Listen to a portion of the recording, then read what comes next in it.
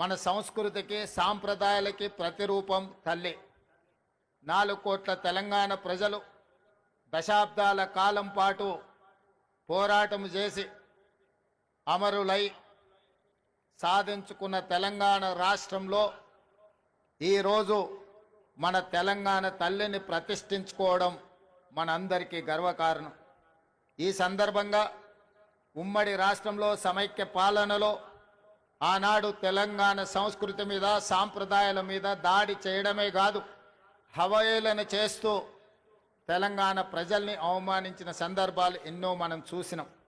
అక్కడి నుంచి విద్యార్థి ఉద్యమకారులు అమరులై సాధించుకున్న తెలంగాణ రాష్ట్రంలో 10 సంవత్సరాలు తప్పకుండా తెలంగాణ సంస్కృతి పునరుజ్జీవింపబడుతుంది, మన తల్లిని గౌరవించుకుంటామని ఆలోచన చేసినాం.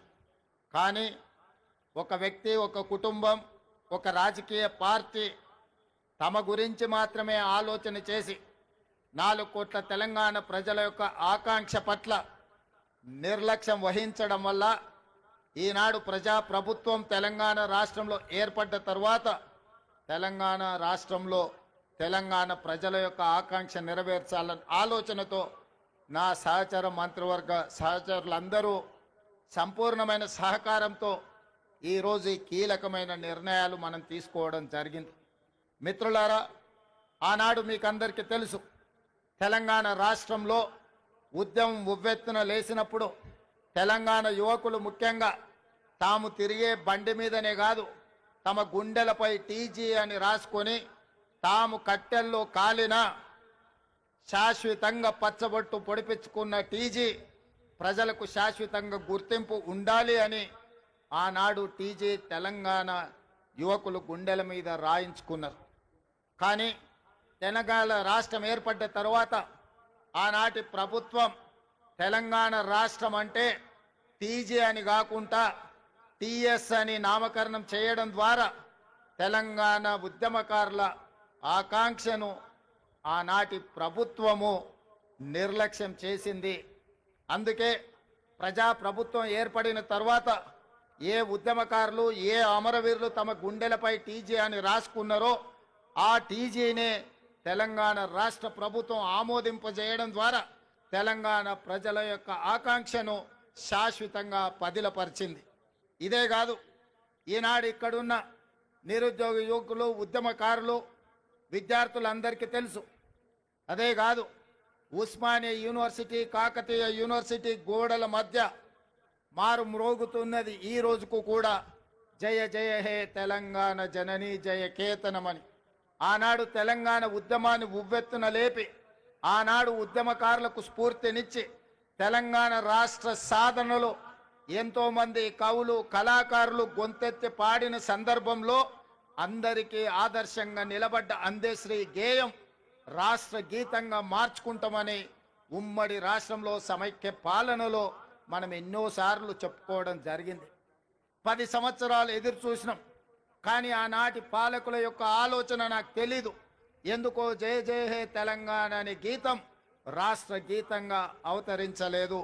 అందుకే ప్రజాప్రభుత్వం ఏర్పడిన తర్వాత అందశ్రీ గారిని సంప్రదించి వారి ఆలోచనల మేరకు గాయకులతో మాట్లాడి ఈనాడు అధికారికంగా జయ జయ హే తెలంగాణ గీతాన్ని రాష్ట్ర గీతంగా మార్చుకోవడమే కాదు, రాష్ట్ర పరిపాలనకు గుండెకాయ లాంటి సచివాలయంలో ఆ గాయకుడు, ఆ రచయిత అందశ్రీని సన్మానించుకోవడం జీవితకాలం గుర్తుండిపోయే ఒక మధుర జ్ఞాపకం.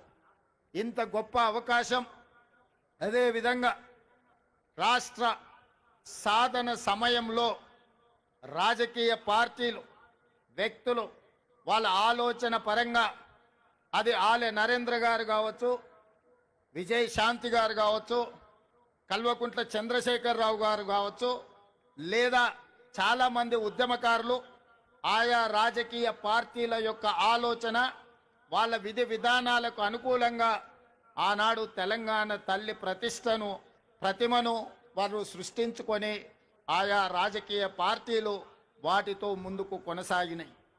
కానీ జూన్ 2, 2014 నాడు తెలంగాణ రాష్ట్రం ఏర్పడిన తర్వాత ఆనాటి పాలకులు 10 సంవత్సరాలైనా ప్రభుత్వ అధికారిక కార్యక్రమంగా కానీ లేదా తెలంగాణ తల్లి యొక్క ప్రతిమ అధికారికంగా ఇలా ఉండాలి, తెలంగాణ తల్లి అవతరణ ఉత్సవాలు ప్రతి సంవత్సరం జరుపుకోవాలన్న ఆలోచన ఏ రోజు కూడా చెయ్యలేదు. తెలంగాణ తల్లి 10 సంవత్సరాలు వివక్షకు లోనైంది. అందుకే ఈనాడు మన అస్తిత్వానికి ప్రతీకైన మన సంస్కృతి సాంప్రదాయానికి బహుజనుల నుంచి పుట్టిన ఈ ఉద్యమం బహుజనులు పిడికిలి బిగించి సాధించుకున్న తెలంగాణలో బహుజనుల యొక్క ఆకాంక్ష మేరకు తండాలలో, గూడాలలో, మారుమూల పల్లెల్లో జనబాహుళ్యంలో ఉన్న తెలంగాణ తల్లి, నాకు ఈ తెలంగాణ మాతృమూర్తిని చూసినప్పుడు చిన్నప్పుడు నా తల్లి ఏ విధంగా ఉండెనో నాకు ఈరోజు కళ్ళకు కట్టినట్టుగా ఈ తెలంగాణ తల్లి విగ్రహాన్ని చూస్తే నాకు స్ఫురించింది. అదేవిధంగా ఎవరిని అడిగినా నా మంత్రివర్గ సహచరులు కావచ్చు, శాసనసభ్యులు కావచ్చు, కవులు కళాకారులు కావచ్చు, ఎవరితో మాట్లాడినా వాళ్ళందరూ ఒకే మాట చెప్పిండ్రు, ముఖ్యమంత్రి గారు ఈరోజు ఈ కళాకారుడు తీర్చిదిద్దిన తెలంగాణ తల్లి మన గుండెల్లో ఉండే మన కన్న తల్లి ప్రతిరూపంగా ఈరోజు ఉన్నది, అద్భుతంగా ఉన్నది. మీరు ఆలోచన చెయ్యకండి. కొన్ని రాజకీయ పార్టీలు వాళ్ళ ఆలోచనకు అనుకూలంగానో లేకపోతే వాళ్ళ పార్టీ విధానాలకు అనుకూలంగానో మాట్లాడతారు, మీరు వాటి పట్ల స్పందించవలసిన అవసరం లేదు అని వారు నాకు సూచన చేసిండ్రు. అదే కాకుండా ఈరోజు ఉదయం శాసనసభలో నేను స్పష్టంగా ప్రకటించిన డిసెంబర్ 9 ఒక పవిత్రమైన రోజు, ఒక పండుగ రోజు. ఈ రోజు రాజకీయ విమర్శలకు, రాజకీయ ఆలోచనలకు విరామం పెట్టి పండుగ జరుపుకోవాలి. పండుగ పర్వదినాన మన ఆలోచనలు అన్నీ కూడా అమ్మ చుట్టూతోనే ఉండాలి, తెలంగాణ తల్లిని కీర్తించడంలోనే నిమగ్నం అవ్వాలన్న ఆలోచనతోటి ఈనాడు ఎలాంటి విమర్శలకు, ఎలాంటి వివాదాలకు తావివ్వకుండా ఈరోజు తెలంగాణ ప్రజల యొక్క తెలంగాణ తల్లి అవతరణ ఉత్సవాన్ని ఒక పండుగ కార్యక్రమంగా మన రాష్ట్ర ప్రభుత్వం కొనసాగిస్తున్నది. ఇంతకుముందు